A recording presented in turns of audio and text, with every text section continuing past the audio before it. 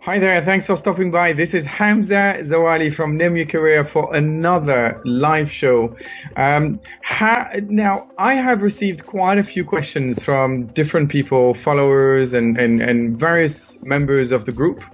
And I wanted to share my answers with absolutely everyone. I think these are very, very good questions. Thank you so much, by the way, for asking them. And hopefully you will really benefit from the answers. So let's begin. Without further ado, let's begin. How do you negotiate your salary when your employer clearly interviews you because you're a spouse and therefore would not require many benefit expenses? So for example, I am located in Dubai, but this question applies to many countries. So let's say your husband or wife is working and they already have, say, a visa, and they sponsored you, obviously, so you can have a visa. Their company is also providing medical insurance for yourself, etc., etc.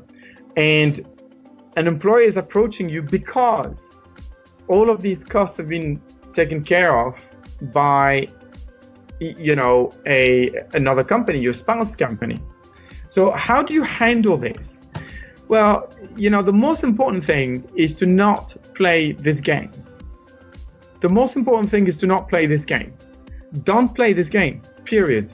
The companies can say, oh, we don't have budget, just always, there's, in every negotiation, there's anchor points. What I call anchor points is if the person you're negotiating with is going towards this side or this side, this anchor point should bring you back to the real subject. And that's your game. Your rules of the game. If you play their game and, well, yeah, we don't have budget, oh, okay, well, that's fine, then you lose, right? You want to play the game of, well, my skills, my market value, okay, there's supply and demand for my skill, and money or a compensation should be a measure of my skill set and the demand on the market, not a measure of whether I'm single or my husband or wife is looking after a few benefits. That's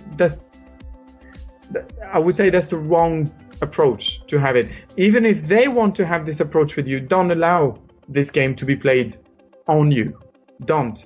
Just anchor point. Well, actually, I would rather we focus on a fair compensation based on my market value and the demand for my skill set in the market, not based on my husband or wife's situation, if that's okay. That's your anchor point. Bring it back. That's it. And then wait for the offer. You can also negotiate a compensation that is dependent upon results. So let's just say the company you want to work with, you love them, but they just don't have a big budget. And they're offering you X. Not great, fine. But what you can do is, X is fine, but what I would like is a variable, something that varies depending upon my results. So the more I achieve for the company, and the more I could earn extra. This way, I think I can make this work. So you see, play a different game again and again, okay? That's very, very important. Another area is to agree on a salary review later. So say, hey, we can start at this, but we would need to rediscuss this after 3 months. Would you be open to rediscuss this after 3 months? Because otherwise, if it is the salary that I'm going to get for the next foreseeable future, I won't be comfortable with that because I know I'm worth more. I know I can do much more. Okay, so don't fall into this game. You see, again, become indispensable and negotiate higher. Sometimes, just a few questions. If you operate well on a daily basis, on a weekly basis, if you say things like, hey, I can do this for you to your manager, for example, if you suddenly feel that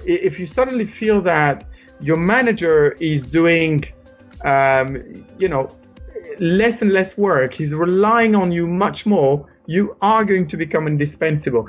No one is indispensable. Don't get me wrong. No one is. But you are going to become someone that's hard to replace because the manager would have gotten used to give you so many things he might dislike to do.